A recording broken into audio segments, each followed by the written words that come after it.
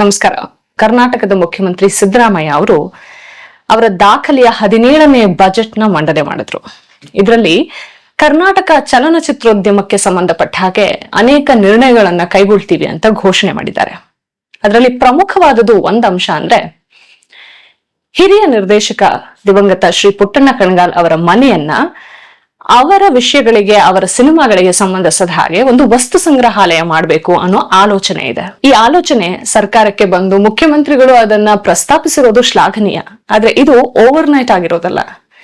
ಇದರ ಹಿಂದೆ ಒಬ್ಬ ಹಿರಿಯ ಸಿನಿಮಾ ಪತ್ರಕರ್ತರ ಪರಿಶ್ರಮ ಇದೆ. ಪುಟ್ಟಣ್ಣ ಕಣಗಾಲ್ ಅವರ ಮನೆ ಸದ್ಯದ ಪರಿಸ್ಥಿತಿಯಲ್ಲಿ ಎಲ್ಲಿದೆ, ಹೇಗಿದೆ ಅನ್ನೋದನ್ನ ಚಿತ್ರಲೋಕ ಯೂಟ್ಯೂಬ್ ಚಾನೆಲ್ ನಲ್ಲಿ ಹಿರಿಯ ಪತ್ರಕರ್ತರಾಗಿರೋ ವೀರೇಶ್ ಅವರು ಜಯಸಮ್ಮ ಮುಸ್ರಿ ಅವರ ಜೊತೆ ಒಂದು ವಿಡಿಯೋ ಮಾಡಿ ಕೆಲ ತಿಂಗಳ ಹಿಂದೆ ತೋರಿಸಿದ್ರು. ಆ ಮನೆ ಕುರಿತಾಗಿ ಅದು ಈಗ ವಸ್ತು ಸಂಗ್ರಹಾಲಯ ಆಗುವಂತಹ ಪರಿಸ್ಥಿತಿನಲ್ಲಿ ಆ ಮನೆ ಇದೆಯಾ ಅನ್ನೋದ್ರ ಕುರಿತಾಗಿ ಇವತ್ತು ನಾನು ಮಾತಾಡ್ತಾ ಇದ್ದೀನಿ.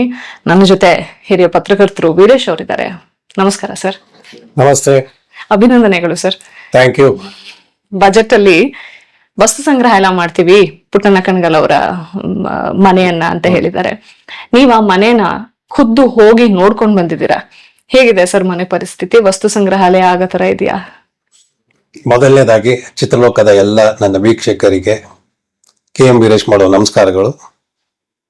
ಯಾರ್ಯಾರು ಈ ವಿಡಿಯೋ ನೋಡ್ತಾ ಇದ್ದೀರಿ ಎಲ್ಲರೂ ಈ ಚಿತ್ರಲೋಕ ವಿಡಿಯೋನ ಲೈಕ್ ಮಾಡಿ, ಶೇರ್ ಮಾಡಿ, ಸಬ್ಸ್ಕ್ರೈಬ್ ಮಾಡಿ ಅಂತ ಹೇಳ್ತಾ, ಸಂಗೀತ ಅವರೇ ಮೊದಲನೇ ಬಾರಿ ಚಿತ್ರಲೋಕ ಚಾನೆಲ್ ನಲ್ಲಿ ತಮ್ಮ ಮುಖ ದರ್ಶನ ಆಗ್ತಾ ಇದೆ. Welcome to Chitraloka. Thank you very much. Pleasure is mine sir. ಎರಡನೇದು, ನೀವು ಆ ಮನೆ ಹೇಗಿದೆ ಅಂತ ಕೇಳಿದ್ರಿ. ಮೊದಲನೇದಾಗಿ ಪುಟ್ಟಣ್ಣ ಕಣಗಾಲ್ ಅನ್ನೋ ಒಬ್ಬ ಹೆಸರಾಂತ ನಿರ್ದೇಶಕ, ಅವ್ರ ಊರ್ ಬಂದು ಕಣಗಾಲ್ ಅಂತ ಒಂದು ಜಾಗ ಇದೆ, ಅದು ಮೈಸೂರು ಸಮೀಪ ಇದೆ ಅಂತ ಅಂದ್ಬಿಟ್ಟು ಬಹಳ ಜನ ಗೊತ್ತೇ ಇಲ್ಲ. ಕಣಗಾಲಲ್ಲಿ ಒಂದು ಮನೆ ಇದೆ ಅಂತ ಅಂದ್ಬಿಟ್ಟು ನಾವು ತಿಳ್ಕೊಂಡಾಗ ಅವತ್ತು ನಾನು ಮತ್ತು ಜಯಸಿಂಹ ಮತ್ತು ಗೌರವ್ ನನ್ನ ಮಗ ಮತ್ತು ಗುರುದತ್ ಮುಸುರಿ ಬೆಟ್ಟದ ಪುರಕ್ಕೆ ಹೋಗಿದ್ವಿ. ಬೆಟ್ಟದ ಪುರದಲ್ಲಿ ಏನು ಅಂತಂದ್ರೆ ಮುಸುರಿ ಕೃಷ್ಣಮೂರ್ತಿ ಅವರ ಅಪ್ಪ ಬಾಳಿದ ಮನೆ. ಆ ಮನೆ ಶೂಟಿಂಗ್ ಮಾಡ್ಕೊಂಡು ಬರ್ಬೇಕಾದ್ರೆ ಕಣಗಾಲ್ ಪಕ್ಕದಲ್ಲೇ ಇತ್ತು, ಕ್ರಾಸ್ ಆಗ್ಬೇಕಾಗಿತ್ತು. ಹೋಗ್ಬಿಡೋಣ ಕಣಗಾಲಿಗಿಂತ ಹೊರಟ್ವಿ. ಹೋಗುವಲ್ಲ ಈವ್ನಿಂಗ್ ಮನೆ ಹುಡುಕೊಂಡು ಹೋದ್ವಿ. ಯಾವ ಊರಲ್ಲಿ ಯಾರಿನ ಕಡೆ ಇರ್ತಾರೆ, ಪುಟ್ಟಣ್ಣ ಅವ್ರ ಮನೆ ಯಾವ್ದು ಅಂದ್ರೆ ಪುಟ್ಟಣ್ಣ ಮನೆ ಅಷ್ಟು ಫೇಮಸ್. ಅಲ್ಲಿ ಹೋಗಿ ನೋಡ್ತೀವಿ, ದೊಡ್ಡ ಕಂಬದ ಮನೆಗಳು, ದೊಡ್ಡ ಒಂದು ಕಂಬ, ಈ ದೊಡ್ಡ ಜಗಲಿ ಎಲ್ಲ ಇದೆ. ವೈಡ್ ಆಂಗಲ್ ಇಟ್ಬಿಟ್ಟು ಹಿಂಗ್ ನೋಡ್ದಂದ್ರೆ ಹಿಂಗ್ ಕಾಣುತ್ತದು. ದೊಡ್ಡ ಮನೆ ಎಲ್ಲ ಮೂರಕ್ಕೆ ಬಿದ್ದೋಗಿದೆ. ಒಂದ್ ಸಣ್ಣ ಬೀಗ ಹಾಕಿತ್ತು. ಯಾರ ಹುಡುಗಂಗೆ ಹೇಳದೆ ಬಂದ ಬೀಗ ಅಂದ್ರೆ ಹಿಂಗ್ ತೆಗೆದ ತಕ್ಷಣ ಬೀಗ ಒಳಗೆ ಇದಾಗ್ಬಿಟ್ಟು ಒಳಗಡೆ ಹೋದ್ರೆ ಲೈಟ್ ಇಲ್ಲ, ಏನೂ ಇಲ್ಲ, ಕತ್ಲು. ಸೊ ಅಚಾನಕ್ ಹೋದಾಗ ನಿಮಗ್ ಗೊತ್ತಾಗಿದ್ದು? ಅದನ್ನ ಶೂಟ್ ಮಾಡ್ಬೇಕು ಅಂತ ಹೋಗಿದ್ದೆ. ನಾವು ಹೋಗಿದ್ ಬೆಟ್ಟದ ಪುರಕ್ಕೆ. ಮುಸುರಿ ಕೃಷ್ಣ ಅವರ ಅಪ್ಪ ಬಾಳೆ ಬದುಕದ ಮನೆಯಲ್ಲಿ ಹೆಂಗಿರ್ಬೇಕು, ಯಾವ ತರ ಇದೆ ಅಂತ ನೋಡಕ್ ಹೋಗಿದ್ದು. ಅಲ್ಲಿ ಹೋಗಿ ನೋಡಿದಾಗ ಒಳಗಡೆಗೆ ಧೂಳಿನ ರಾಶಿ, ಕಾಲಿಟ್ರೆ ಧೂಳು ಎದಳತ್ತೆ. ಯಾರು ಆ ಮನೆ ಒಳಗಡೆ ಓಡಾಡೋ ಇಲ್ಲ, ಹೋಗೋ ಇಲ್ಲ, ಯಾರು ಹೋಗೋದೇ ಇಲ್ಲ ಅನ್ಸುತ್ತೆ. ಅಷ್ಟು ಬಾಳ ಬಿದ್ದೋಗಿದೆ ಮನೆಯಲ್ಲಿ. ಯಾವಾಗ ಸರ್ ನೀವು ಹೋಗಿದ್ದು? ಇದು ಒಂದು ವರ್ಷದ ಹಿಂದೆ. ಒಂದು ವರ್ಷ ಆಯ್ತು. ಒಂದು ವರ್ಷದ ಹಿಂದೆ. ಇದು ಲಾಸ್ಟ್ ಇಯರ್ ಚಿತ್ರಲೋಕಲ್ಲಿ ಹಾಕಿರೋದು ಬಿಡಿ. ಅವಾಗ ಏನ್ ಮಾಡಿದ್ವಿ, ಜಯಸಿಂಹ ಎಲ್ಲ ಕೂತ್ಕೊಂಡು ನಾವು ಈ ಮನೆಯನ್ನ ಸರ್ಕಾರದ ಗಮನಕ್ಕೆ ತರಲೇಬೇಕು ಅಂತ ಒಂದು ಇಂಟ್ರೆಸ್ಟ್ ಇಟ್ಕೊಂಡೇನೆ ವಿಡಿಯೋ ಮಾಡಕ್ ಸ್ಟಾರ್ಟ್ ಮಾಡಿದ್ವಿ. ಹೆಸರಾಂತ ನಿರ್ದೇಶಕ. ಇವತ್ತು ಯಾರೇ ಒಬ್ಬ ನಿರ್ದೇಶನಕ್ಕೆ ಬರ್ತೀನಿ ಅಂತ ಅಂದ್ರೆ ಪುಟ್ಟಣ್ಣ ಕಣಗಾಲ್ ಹೆಸರು ಹೇಳ್ತಾರೆ. ಹಂಗ ಆ ತರ ಮಾಡ್ಬೇಕು ನಾವು, ಆ ತರ ಡೈರೆಕ್ಟರ್ ಇರ್ಬೇಕು ಅನ್ನೋದ್ರಲ್ಲಿ. ಅವ್ರ ಮನೆ ನೋಡಿದ್ರೆ ಅಷ್ಟು ಪಾಳು ಬಿದ್ದಿದೆ. ಆಯ್ತು, ಒಳಗಡೆ ಹೋಗೋಣ ಅಂತ ಹೋದ್ವಿ. ನಂಗೆ ಒಳಗಡೆ ಹೋದ್ರೆ ಒಂದು ರೂಮು, ಒಂದು ದೇವ್ರ ಮನೆ, ಅಲ್ಲಿ ಯಾವ್ದೋ ಒಂದ್ 4 ಫೋಟೋ ಅವೆ. ಒಂದು ರೂಮ್ಗೆ ಹೋದ್ರೆ ಅಲ್ಲಿ ಯಾವ್ದೋ 4 ಚೇರ್ಗಳವೆ. ನೀನು ಒಳಗಡೆ ಹೋದ್ರೆ ಹಿತ್ಲು ಅಂದ್ರೆ ಬಾಕ್ಸ್, ಹಿಂದಿನ ಕಾಲದಲ್ಲಿ ಹಿತ್ಲ ಮನೆ ಅನ್ನೋರು, ಹಿತ್ಲ ಕಡೆ ಹೋಗ್ತೀವಿ ಅನ್ನೋರು. ಹಳ್ಳಿಗಳ ಕಡೆ ಈಗ್ಲೂ ಇದೆ ಅದು. ಹಿತ್ಲ ಕಡೆಗೆ ಹೋಗ್ ಬಾ ಅಂತ. ಹಿತ್ಲ ಕಡೆಗೆ ಅಂತ ಹೋದ್ರೆ ಅಲ್ಲಾಗ್ಲೇ ಗಿಡಗಳು ಅವು ಇವೆಲ್ಲ ಬೆಳೆದವೆ. ನಮ್ಗೆ ಬಾಳ್ ಬಿದ್ದಿರೋದೆ. ನಮ್ಗೇನು ಅಂತಂದ್ರೆ ಒಂದು ಭಯ ಬೇರೆ ನನಗೆ. ಈ ಪಾಳಿ ಬಿದ್ದ ಮನೆಗಳಲ್ಲಿ ಹಾವು ಚೇಳು ಅವು ಇರ್ತವೆ ಅನ್ನೋದೊಂದು ಭಯ. ಒಳಗಡೆ ಹೋದ್ವಿ, ನೋಡಿದ್ವಿ, ಇನ್ಸ್ಟಿಟ್ಯೂಟ್ ಮಾಡಿದೆ, ಬಂದೆ. ಅಲ್ಲಿಂದ ಮೆಟ್ಲಿತ್ತು, ಮೆಟ್ಲು ಹತ್ತಿದ್ವಿ. ನಾನು ನನ್ನ ಮೆಟ್ಲತ್ತಿ ನಿಂತ್ಕೊಂಡು ನೋಡ್ತೀನಿ, ಭಯ ಆಗೋಯ್ತು. ನಾನು ಜಯಸಿಂಹಂಗೂ ಹತ್ತಿದ್ವಿ. ಲೈಟ್ ಹಿಡಿಯೋದಕ್ಕೆ ಅಂದ್ಬಿಟ್ಟು ನನ್ನ ಮಗನ್ ಕರೀನ ಅಂದ್ರೆ ನನ್ನ ಮಗನ 3 ಜನ ಹತ್ತಿದ್ರೆ ಎಲ್ಲಿ ಬಿದೋಗ್ತೀವಿ ಅನ್ನೋದು ಭಯ. ನಾವೇ ನಡ್ಕೊಂಡು ಹೋದ್ರೆ ಎಲ್ಲಿ ಬಿದೋಗುತ್ತೋ ಅನ್ನೋದೊಂದು ಭಯ. ಅಲ್ಲೋದ್ರ ಟ್ರಂಕ್ ಇದೆ, ಟ್ರಂಕ್ ಅಲ್ಲಿ ಕೆಲವು ಪುಸ್ತಕಗಳಿದೆ, ಒಂದು ಡೈರಿ ಇದೆ, ಇನ್ನ ಶೀಲ್ಡ್ಗಳು ಇವೆಲ್ಲ ಇದೆ. ಸರಿ, ಸರ್ಕಾರ ಇದನ್ನ ತಗೊಳ್ಳಿ, ಮಾಡ್ಲಿ, ಒಂದು ಮನೆನ ಅಂದವಾಗಿ ಇಡ್ಲಿ ಅಂತ ಅಂದ್ಬಿಟ್ಟು ನಾವ್ ಹೇಳಿದ್ವಿ. ಅವತ್ತು ಏನೋ ಒಂದು ಮಾಡ್ಲಿ ಅದನ್ನ ಹೆಸರಾಂತ ನಿರೀಕ್ಷೆ. ಅದಕ್ಕೆ ತಕ್ಕನಂಗೆ ನನ್ನ ಬಜೆಟ್ ನಲ್ಲಿ ಸಿದ್ದರಾಮಯ್ಯ ಅವರು ಹೇಳಿದ್ದಾರೆ. ಸರ್, ಬಜೆಟ್ ಅಲ್ಲಿ ಇದು ಹೇಳಿದ್ದಾರೆ, it's a very good thing. ಆದ್ರೆ ಅದಕ್ಕೊಂದು ಬಜೆಟ್ ಮೆನ್ಷನ್ ಮಾಡೋದು, ಇದಕ್ಕೆ ಇಷ್ಟು ಸಾವಿರದಲ್ಲೋ ಕೋಟಿನಲ್ಲೋ ನಾವು ಇದನ್ನ ಮಾಡ್ತೀವಿ, ಅದನ್ನ ಹೇಗೆ ಅಭಿವೃದ್ಧಿ ಮಾಡ್ತೀವಿ, ಫಸ್ಟ್ ಆಫ್ ಆಲ್ ಆ ಮನೆ ನೋಡಿದಾರ ಇಲ್ವೋ ಗೊತ್ತಿಲ್ಲ. ಬಜೆಟ್ ಅಂಶದಲ್ಲಿ ಅದನ್ನ ಮೆನ್ಷನ್ ಮಾಡಕ್ಕಿಂತ ಮುಂಚೆ ಅಲ್ಲ, ಚಿತ್ರಲೋಕ ವಿಡಿಯೋ ನೋಡಿರ್ಬೋದು. ಯಾಕಂದ್ರೆ ಚಿತ್ರಲೋಕ ವಿಡಿಯೋ ಹಾಕಿದ ತಕ್ಷಣ ಏನು ಅಂತಂದ್ರೆ, ಅದು ಯಾರ್ಯಾರಿಗೆ ಟ್ಯಾಗ್ ಮಾಡ್ಬೇಕು ಅವ್ರಿಗೆಲ್ಲ ಟ್ಯಾಗ್ ಮಾಡಿರ್ತೀವಿ, ಸಂಬಂಧಪಟ್ಟವ್ರು ಎಲ್ಲರಿಗೂ ನಾನು ಕಳ್ಸಿರ್ತೀವಿ ನಾವೆಲ್ಲ. ಇದ್ರ ಜೊತೆಗೆ ಇನ್ನೊಂದಾಗಿದ್ದು ಅಂದ್ರೆ ನಿರ್ದೇಶಕರ ಸಂಘ ಇತ್ತೀಚೆಗೆ NRK ವಿಶ್ವನಾಥ್ ಅವರು ಇವರೆಲ್ಲ ಹೋದಾಗ ಆ ಮನೆಗೂ ಹೋಗಿದ್ದಾರೆ. ಆ ಮನೆ ಹತ್ರ ನಿಂತ್ಕೊಂಡು ಅವರು ಒಂದು ವರದಿಯನ್ನು ಕೊಟ್ಟಿದ್ದಾರೆ, ಸರ್ಕಾರಕ್ಕೆ ವರದಿ ಕೊಟ್ಟಿದ್ದಾರೆ. ಸರ್ಕಾರಕ್ಕೆ ಯಾರೇನ್ ಮಾಡಿಲ್ಲ. ಚಿತ್ರಲೋಕ ವಿಡಿಯೋ ಬಂತು, ನಿರ್ದೇಶಕರ ಸಂಘದವರು ಹೋದ್ರು ಒಂದ್ ಕಡೆ, ನಮ್ದು ಒಂದು ಪ್ರೆಷರ್, ಅವ್ರದ್ದು ಪ್ರೆಷರ್, ವಸ್ತು ಸಂಗ್ರಹಾಲಯ ಅಂತ. ಓಕೆ, ಅದ್ರಲ್ಲಿ ಬಜೆಟ್ ಹಾಕಿಲ್ಲ, ಕರೆಕ್ಟ್, ಬಜೆಟ್ ಇಲ್ಲ. ಲಕ್ಷದಲ್ಲಿ ಮಾಡ್ತಾರ, ಲಕ್ಷದಲ್ಲಿ ಮಾಡಕ್ಕಂತ ಖಂಡಿತ ಸಾಧ್ಯ ಇಲ್ಲ. ಯಾಕಂದ್ರೆ ಅದೇನು ಅಂದ್ರೆ ಈ ಸಿಮೆಂಟ್ ಗಿಮೆಂಟ್ ಹಾಕಿ ಕಟ್ಟೋ ಮನೆ ಅಲ್ಲ, ಹಳೇ ಕಾಲದ ಪುರಾತನ ಇಟ್ಟಿಗೆ ಶಿಥಿಲಾವಸ್ಥೆಗೆ ಬಂದ್ಬಿಟ್ಟಿದೆ ಅದು ಆಲ್ರೆಡಿ. ಗುದ್ಲಿಗಿದ್ಲೆ ಬೇಡ, ನಾವೇ 4 ಜನ ದಪ್ಪಗಿರೋ ಒದ್ದ ಅಂದ್ರೆ ಅದೇ ಬೀಳಕ್ ಸ್ಟಾರ್ಟ್ ಆಗ್ತದೆ. ಆ ಪರಿಸ್ಥಿತಿ ವಿಪರ್ಯಾಸ. ಜಯಸಿಂಹ ಅಂತೂ ಕಣ್ಣೀರ್ ಹಾಕೋದನ್ನ ಬಾಕಿ. ಯಾಕಂದ್ರೆ ಅವರಪ್ಪ ಮುಸ್ರಿ ಕೃಷ್ಣಮೂರ್ತಿ ಮತ್ತು ಪುಟ್ಟಣ್ಣ ಎಲ್ಲ ಆತ್ಮೀಯ ಸ್ನೇಹಿತರು. ಪುಟ್ಟಣ್ಣ ಸಿನಿಮಾದಲ್ಲೂ ಮುಸ್ರಿ ಕೃಷ್ಣಮೂರ್ತಿ ಯಾಕೆ ಮಾಡೋರೆ, ಅದು ಬೇರೆ.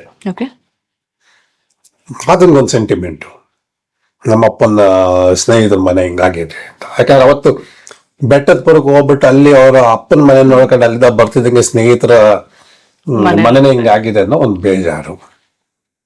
ಓಕೆ, ಆಯ್ತು. ಅಲ್ಲಿಂದ ಕೂತ್ಕೊಂಡು ನೋಡಿ ಎಲ್ಲಾ ವಿಡಿಯೋಗಳು ಮಾಡಿದ್ಮೇಲೆ ಏನೇನ್ ಮಾಡ್ಬೇಕು ಅಂತ ಇದು ಮಾಡ್ಕೊಂಡ್ ಬಂದ್ವಿ. ಕರೆಕ್ಟು, ವಸ್ತು ಸಂಗ್ರಹಾಲಯ ಮಾಡ್ತೀನಿ ಅಂತ ಸರ್ಕಾರ ಹೇಳಿದ್ದಾರೆ. ಎಷ್ಟು ಕೋಟಿ ಅದಕ್ಕೆ ಎಷ್ಟು ಕೋಟಿ ಖರ್ಚು ಮಾಡ್ತಾರೆ ಅನ್ನೋ ಲೆಕ್ಕ ಇಲ್ಲ, ಯಾವಾಗ ಆಗುತ್ತೆ ಅನ್ನೋದು ಗೊತ್ತಿಲ್ಲ, ಒಂದು ವಿಷನ್ ಇಲ್ಲ. ಹೇಗ್ ಮಾಡ್ತೀವಿ, ಏನಿರುತ್ತೆ ಆ ವಸ್ತು ಸಂಗ್ರಹಾಲಯದಲ್ಲಿ. ಒಂದ್ ಲೈನ್ ಇದೆ, ನಾ ಬಜೆಟ್ ಕಾಪಿ ಓದ್ದೆ, ಒಂದ್ ಲೈನ್ ಇದೆ ಅಷ್ಟೇ, ಅವರ ಮನೆಯನ್ನ ವಸ್ತು ಸಂಗ್ರಹಾಲಯ ಮಾಡ್ತೀವಿ ಅನ್ನೋ ಒಂದ್ ಲೈನ್ ಇದೆ. ಅದ್ ಬಿಟ್ರೆ ಬೇರೆ ಏನಿಲ್ಲ. ಅಲ್ಲಿ ಏನಿಡ್ತಾರೆ, ಅಲ್ಲಿ ನಾವೇ ತಿಳ್ಕೊಳ್ಳೋದಾದ್ರೆ ಏನಿಡ್ತಾರೆ ಅವ್ರ ಮನೆಯಲ್ಲಿ? ಅಲ್ಲಿ ಕಾಣಿಸಿದ ಕೆಲವು ಶೀಲ್ಡ್ಗಳು ಇದೆ, ಪುಸ್ತಕ ಇದೆ, ಚೇರ್ ಇದೆ, ಅವ್ರ ಅಪ್ಪ ಅಮ್ಮನ ಫೋಟೋನು, ಇನ್ನೊಂದು 4-5 ಫೋಟೋಗಳಿವೆ, ಹಳೆ ಒಂದು ಟ್ರಂಕ್ ಇದೆ. ಅದು ಇಟ್ಟಿರೋದ್ರಿಂದ ಒಂದು ವಸ್ತು ಸಂಗ್ರಹಾಲಯ ಆಗಲ್ಲ. ಸರ್, ಈಗ 38 years ಎಕ್ಸ್ಪೀರಿಯನ್ಸ್ ನಿಮ್ದು ಸಿನಿಮಾ ಜಗತ್ತಲ್ಲಿ. ಎಷ್ಟೋ ನಿರ್ದೇಶಕರ ಜರ್ನಿನ ನೋಡಿದ್ದೀರಾ. ಅವರಲ್ಲಿ ಎಷ್ಟೋ ಜನ ಪುಟ್ಟಣ್ಣ ಕಣಗಾಲ್ ಅವ್ರ ಜೊತೆ ಒಡನಾಟನ ಇಟ್ಕೊಂಡಿರ್ತಾರೆ. ಅವ್ರ ಕುಟುಂಬದವ್ರ ಜೊತೆನೂ ಕೂಡ ನೀವು ಮಾತಾಡಿರ್ಬಹುದು. ಪುಟ್ಟಣ್ಣ ಕಣಗಾಲ್ ಅವರ ಪತ್ನಿ ಆಗಿರ್ಬೋದು, ಅವರ ಮಕ್ಕಳಾಗಿರ್ಬೋದು. ನಿಮ್ಮ ಪ್ರಕಾರ ಯಾರ್ಯಾರನ್ನ ರೀಚ್ ಔಟ್ ಆಗಿ ಏನೇನ್ ಮಾಡ್ಬೋದು? ನಿಮ್ಮ ವಿಷನ್ ಏನು ಸರಿ? ಯಾಕಂದ್ರೆ ನೀವು ವಿಡಿಯೋ ಮಾಡಿದೀರಾ, 95,000ಕ್ಕಿಂತ ಹೆಚ್ಚು ಜನ ಆ ವಿಡಿಯೋನ ನೋಡಿದ್ದಾರೆ ಅಂದ್ರೆ ಒಂದ್ ವಿಷನ್ ಕೂಡ ಇರ್ಬೋದು ಅದ್ರ ಹಿಂದೆ. ಅವತ್ತು ನಾವು ಒಂದು ವಿಡಿಯೋ ಮಾಡಿದ್ವಿ. ಇವತ್ತು ಸರ್ಕಾರ ಕೂತ್ಕೊಂಡು ಅದನ್ನ ಬಿಲ್ಡಿಂಗ್ ಅದ್ ಮಾಡ್ತೀವಿ ಇದ್ ಮಾಡ್ತೀವಿ ಅಂತ ಹೇಳಿದ್ದಾರೆ, ಫೈನ್. ಎರಡನೇದು ವಸ್ತು ಸಂಗ್ರಹಾಲಯ ಅಂದಾಗ ಅದಕ್ಕೆ ಪುಟ್ಟಣ್ಣ ಕಣಗಾಲಕ್ಕೆ ಸಂಬಂಧಪಟ್ಟಂತ ಚಿತ್ರಗಳು ಇಲ್ಲ ವಸ್ತುಗಳು ಇಲ್ಲ ಏನಿದೆಯೋ ಅದ್ರಲ್ಲಿ ಇರ್ಬೇಕಾಗತ್ತೆ. ಕರೆಕ್ಟ್. ಅದು ನೋಡ್ಕೊಳ್ಳೋರು ಯಾರು? ಅದು ಸಣ್ಣ ಊರು ಕಣಗಾಲು, ಸಣ್ಣ ಊರು. ಸಣ್ಣ ಊರಲ್ಲಿ ಒಂದು ವಸ್ತು ಸಂಗ್ರಹಾಲಯ ಮಾಡ್ತೀನಿ ಅನ್ನೋದಾದ್ರೆ ಅದ್ಭುತ. ಮಾಡ್ತೀನಿ ಅಂದ್ರೆ ಅದ್ಭುತ. ಅದು ಪುಟ್ಟಣ್ಣಗೆ ಸಂಬಂಧಪಟ್ಟ ವಸ್ತುಗಳು ಅನ್ನೋದಾದ್ರೆ ಒಂದು ಅವ್ರ ಹೆಂಡತಿ, ಅವ್ರ ಮನೇಲಿ ಅವ್ರ ಮಗ, ಅವ್ರ ಮನೇಲಿ ಕೆಲವು ಇರಬೇಕು. ಓಕೆ. ಅದ ಬಿಟ್ಟ ಅಂದ್ರೆ ಪುಟ್ಟಣ್ಣನ ತುಂಬಾ ಆತ್ಮೀಯರು ಅಂತ ಅಂದ್ಬಿಟ್ಟು ಯಾರ ಇದಾರೆ ಅನ್ನೋದಾದ್ರೆ ಒಂದು ಈಗ ಹಿರಿಯ ನಿರ್ದೇಶಕ ಭಾರ್ಗವ ಇದ್ದಾರೆ, ಓಕೆ. ಇನ್ನೊಬ್ರು PH ವಿಶ್ವನಾಥ್ ಇದ್ದಾರೆ. ಅವರೆಲ್ಲ ಅವ್ರ ಜೊತೆ ಕೆಲಸ ಮಾಡಿದವರು.